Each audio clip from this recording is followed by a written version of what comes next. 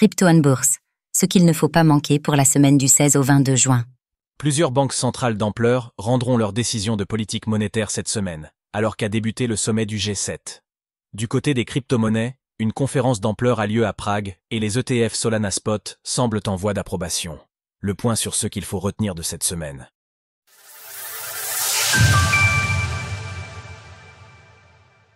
Lundi 16 juin, réunion du G7, production industrielle chinoise. Depuis dimanche se tient le sommet des dirigeants du G7 à Kananaskis en Alberta. Le sommet aura lieu jusqu'au 17 juin. Plusieurs données macro aussi ce jour. La Chine publiera les chiffres de sa production industrielle ainsi que ses ventes au détail de mai. La zone euro publiera l'indicateur du coût du travail du premier trimestre, tandis qu'aux États-Unis sera publiée l'enquête manufacturière de la Réserve fédérale pour juin. Côté crypto, on note un unlock d'ampleur du côté d'Arbitrum, qui va libérer 30 millions de dollars de tokens ARB. Mardi 17 juin, décision de la Banque du Japon. Unlock de APE NZK. Ce mardi, le Japon va rendre sa décision de politique monétaire. On s'attend à un maintien du taux d'intérêt à 0,5%. Du côté des États-Unis, plusieurs indicateurs vont être publiés. Vente au détail, prix du commerce extérieur et production industrielle de mai, dans un contexte de guerre commerciale. Cela sera aussi la première journée du comité de politique monétaire de la Réserve fédérale, qui aura lieu jusqu'au lendemain. 2 unlocks sont également à surveiller ce mardi.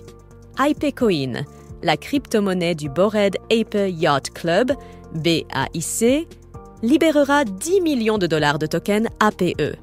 Quant à la crypto ZKS Inc., elle libérera 39 millions de dollars de tokens ZK. Mercredi 18 juin, inflation au Royaume-Uni, politique monétaire des États-Unis, Suède et Brésil.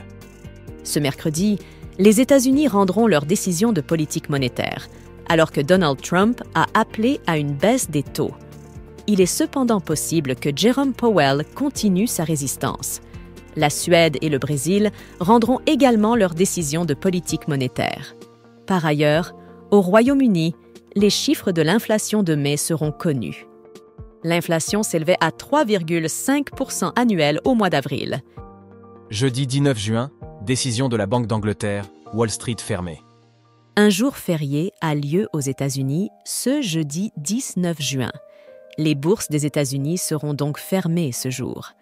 Côté crypto, on note la tenue de la conférence BTC Prague 2025, qui se déroulera en République tchèque jusqu'au 21 juin.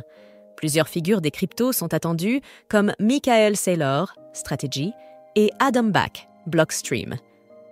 La série des décisions de banques centrales continue par ailleurs avec le Royaume-Uni, la Suisse ainsi que la Norvège.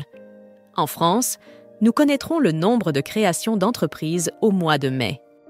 Vendredi 20 juin, climat des affaires en France. Bulletin éco en zone euro. Plusieurs indicateurs économiques seront publiés en France ce vendredi.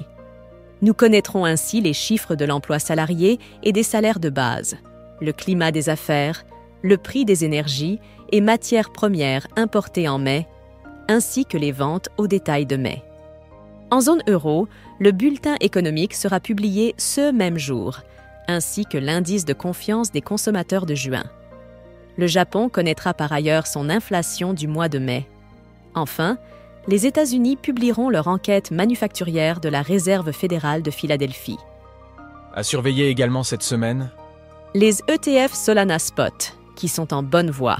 Les candidats ont en effet jusqu'à cette semaine pour déposer les amendements de leur formulaire S. 1. Le cours du pétrole, qui risque de continuer à s'envoler sur fond d'escalade des hostilités au Moyen-Orient. Retrouvez toutes les actualités crypto sur le site cryptost.fr.